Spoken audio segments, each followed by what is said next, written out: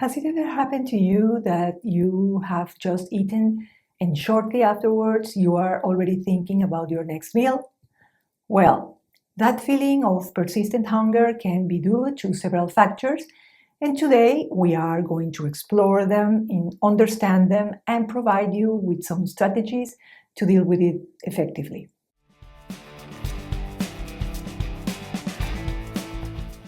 Let's start with food as such and where the possible flaws may lie. Low fiber intake. Fiber not only aids digestion, it is also key to feeling fuller for longer. Possible low consumption of proteins and healthy fats. These nutrients, apart from nourishing you, also govern hormones that control hunger. In the content box of this video, I leave a link to my videos on macronutrients so that you can calculate for yourself, according to your personal characteristics, how much of each macro you need to consume per day. Refined carbohydrates, such as white bread and sweets, although usually appetizing, they are digested quickly, causing ups and downs in your blood sugar levels, and yes, more hunger. Have you drunk enough water today? And if so, how much?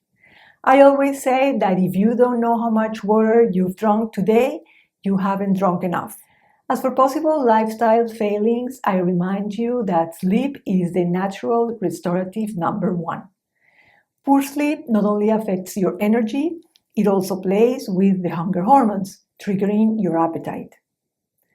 Although exercise is healthy and essential, strenuous training and overtraining, as in the case of many elite athletes, can increase your calorie needs and, in consequence, lots of hunger. Distractions such as watching TV or using the telephone while eating or eating in a hurry prevent the body from detecting the subtle moment when it signals that it is satisfied. There are also medical conditions that affect hunger, such as diabetes and hyperthyroidism. Here, the sensation of excessive hunger would have a hormonal explanation. Likewise, low blood sugar or hypoglycemia can trigger cravings to stabilize glucose levels. Other situations, such as pregnancy, depression, or certain medications, can also increase the desire to eat.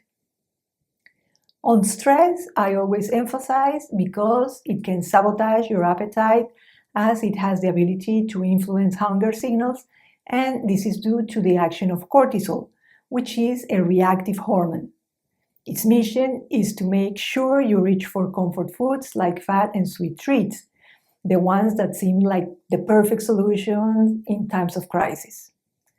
However, if this state is prolonged, cortisol can also extend its influence and turn momentary gratification into a reward pattern installed in your brain that you will resort to every time you feel anxiety.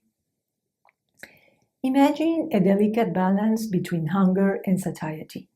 Stress not only increases the levels of ghrelin, the hormone that, when activated, invites hunger, but also reduces the efficiency of leptin, the hormone that indicates that it is time to stop. The result, a perpetual feeling of needing more. In addition, when you sleep poorly due to stress, a chemical war takes place. More ghrelin, less leptin.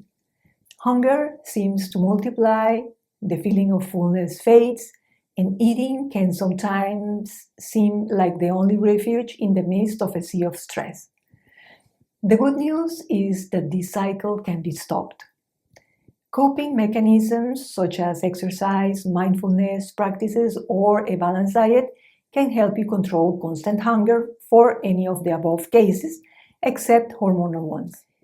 Let's look at some useful diet strategies. First, increasing your fiber intake is the key to keeping you satisfied. By slowing down digestion, the feeling of satisfaction is prolonged. Aim for 5 servings of fruit and vegetables a day. Make sure that at least 1 or 2 of your meals include green leafy vegetables. Stay hydrated and increase your fiber intake gradually to avoid possible digestive discomfort. Remember that water is the ideal companion to help fiber work efficiently in your digestive system. I always say that gut health is an equation of three variables: fiber plus water plus physical activity equal happy colon. The next strategy to balance your appetite is to consume enough complete protein, as it not only helps you feel fuller for longer, but also acts on the system by reducing ghrelin levels while promoting the production of hormones that make you feel satisfied. The most effective sources of protein include eggs, meat, fish, such as tuna and salmon, which are sources of protein and healthy fats. Greek yogurt, cottage cheese, and whey protein isolate are particularly good at staving off hunger. Among plant-based proteins, organic fermented soy products such as lactofermented tofu and tempeh are high in protein, and these are good alternatives because they have additional benefits such as isoflavones and probiotics. Quinoa is not only a complete protein, but its fiber content increases the feeling of fullness. Nuts and seeds such as almonds, as well as chia and pumpkin seeds, are stellar for their protein and healthy fats. Just be careful with the portions so that the calories don't add up too quickly. Take advantage of the thermic effect of food, which makes you burn calories while processing proteins. Remember my videos on macronutrients where I mentioned that proteins stimulate the metabolism due to their thermic effect, as you burn between 20 to 30% of the calories from the proteins you consume during its digestion. Drinking a glass of water before each meal is a very simple habit that can make a big difference, as it helps to reduce calorie intake while promoting smoother digestion. Try drinking a glass of water 15 minutes before eating and let me know if it works for you in the comments. In the content box of this video, you will find a link to the full article with more useful tips for balancing your appetite. If you found this video useful, please like it.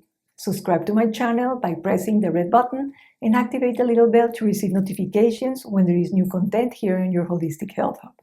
See you soon!